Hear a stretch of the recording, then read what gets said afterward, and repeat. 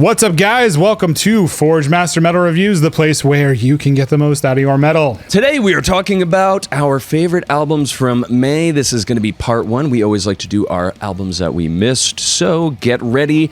Be sure to leave your favorites down below in the comments. If you haven't already, slit the throat of the like button and subscribe. Let's get into it.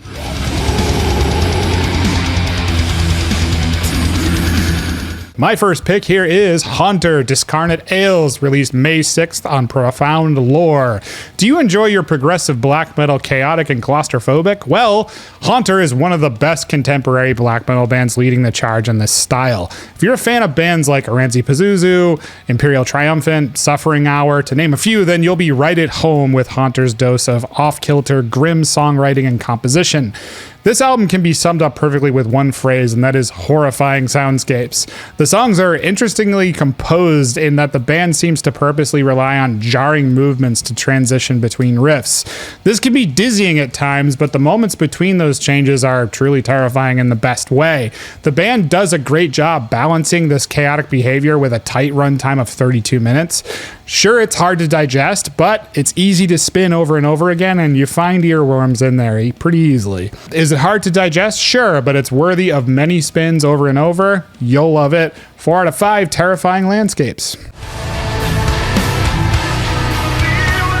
All right, if you've known me for 20 years like this guy has, you're probably aware that Evergrey was one of those bands that changed me in my teenage years. It really completely changed my approach to music. The Dark Discovery and In Search of Truth are fucking essential listening. Their highlight over the last decade was 2019's The Atlantic, which very well could be their best album ever. That record brought together their strongest, most talented lineup that Evergrey has ever worked with, and everyone was firing on all cylinders during those writing and recording sessions. So here we are, a couple records later with the same lineup, approaching their darkened version of progressive metal. A Heartless portrait delivers, but when you start getting into the, this is our 13th studio album territory, it starts getting tough placing records that aren't either monumental or garbage. Evergrey has never produced a garbage album. Even their worst one was fine. Look, I want to deliver an objective rating for you guys. Only a couple songs in this really blew me away. I love the contrast of the sorrow-laden moments paired with the I love the contrast of the sorrow-laden moments paired with the ferocious, almost violent parts where the band is really firing with both barrels. That's what really stood out to me on this album, was how they were able to navigate those emotive qualities in the music. They're always great at that. This band is still hungry to explore their assortment of influences. That's great. If this band is suffering from too much creativity and continuously puts out material for people to enjoy, they're doing something right, man. Overall, A Heartless Portrait gets 4 out of 5 blindfolded gods of the underworld.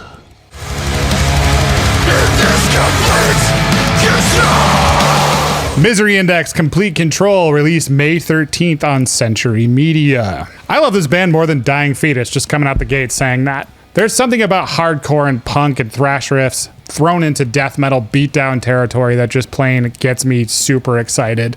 Misery Index have mastered their craft and obliterated us as fans for years now. This is another pristine, clean, and precise no-fat record coming in at 33 minutes of overwhelming brutality. Complete Control feels like it pulls from a bag of tricks, spanning of their entire discography, to be honest. Rituals of Power, their last release, was really good, but there was something about it that didn't really have much staying power for me. Get it? Complete Control did grab you by the throat, though, from the start and didn't let go. If I had to say one minor criticism, though, I do think the album felt a tad front-loaded with the bangers, so some restructuring of the song order may have helped with the album flow. Solid, powerful death metal album, easily a top in their catalog, 4.2 out of 5, Shattered Skulls. Pretty accurate rating. This was a great record. These guys can do no fucking wrong, if you ask me.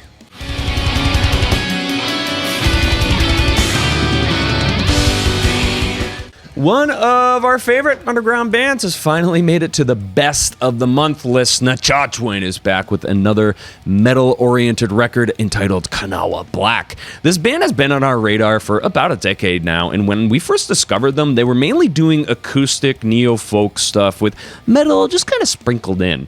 It wasn't until 2015's Heart of Akamon that the band really started leaning into the metal territory, pulling from melodic death, doom, and black inspirations. It's one of my favorite records of all fucking time. So how does this follow up is in their discography? Kanawha Black is a fantastic record that displays the professional level of songwriting, production, and musicianship that we've come to expect from this two-man group.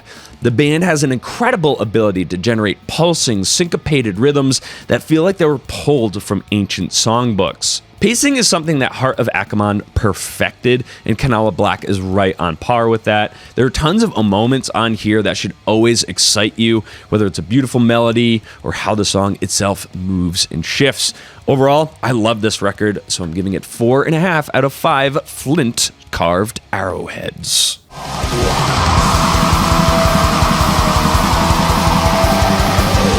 My next pick here is I Am the Night While the Gods Are Sleeping, released May 6th on Svart Records. I'm on a kick lately with this 90s revival of melodic black metal, man. There's been so many great bands releasing that stereotypical blue hue Storm of the Lights band album cover copy, slapping on the 90s production coat of paint, and just going to town on breathtaking melodic black metal riffing and vocals, and I just can't get enough of it.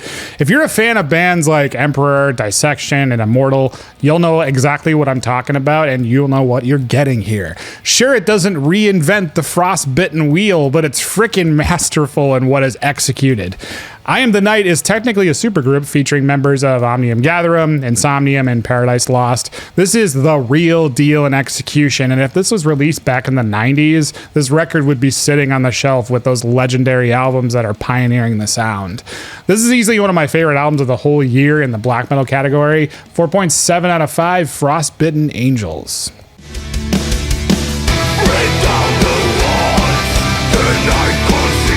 It only feels like a year or so ago where Brandon and I were mourning the loss of goth metal. At this point, though, I think we have to walk back on that. We have great modern goth bands like Ruins of Beverest, Hangman's Chair, and Agatha Demon, all weaving goth elements into their music.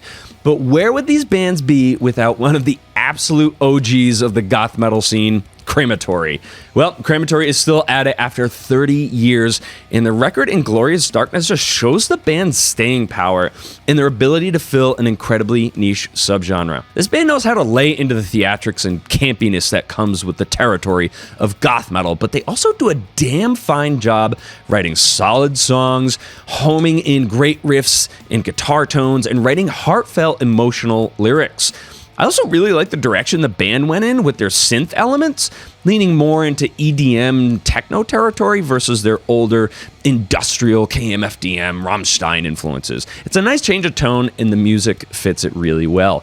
Fans of swomy metal, yeah, it's kind of got some swomy metal, and goth metal unite, you gotta get on top of this record. I don't think you'll be disappointed. This gets 4.3 out of 5 leather-clad BDSM babes. I was surprised as to how much I love this album. Yeah. Really good.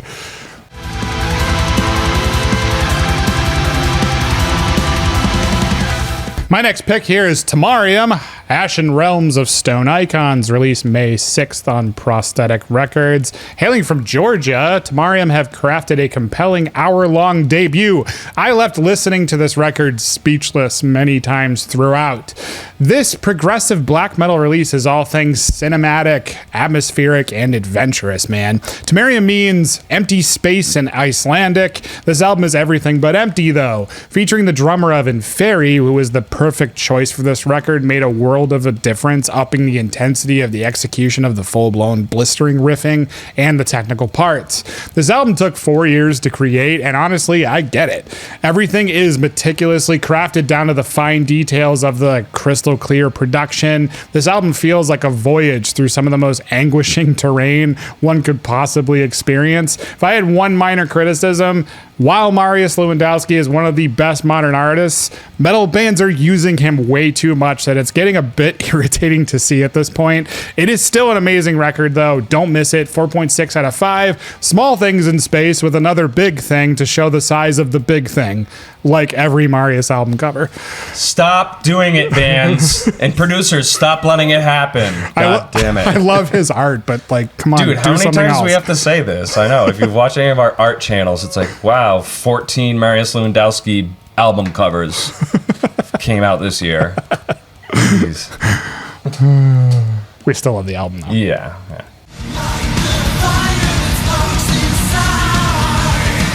Depressed Mode. They are a Finnish band that most of us thought to be, well, finished. They put out 2 records in the late 2000s and haven't been heard of since. Well, this quartet is back with an incredibly oppressive album that is aptly entitled Decade of Silence. This symphonic death doom band is not shy to sing about loneliness, grief, suicidal ideation, and depression. Hint, take a look at their name. Yeah. I actually kind of wish I could find lyrics for this record. I was listening to the promotion, and shame on the promoters for not including the lyrics in the promotion material. They had every other friggin' thing in the shared folder, had like a band picture and like the inner notes. And I want to see the friggin' lyrics, man, especially when I hear the guy say the word suicide in a track. I want to hear the context that he's singing about, because unfortunately, suicide is kind of relevant in our lives right now. I don't mean to digress. Look, let's talk about the music real quick. For symphonic doom death, it lends itself into progressive territory with some of the symphonic passages and how they carry the guitar riffs. It's really pretty cool. The singer has some pitch issues in the clean range, but there's definitely enough vocal variety on this record. I found it easy to forgive.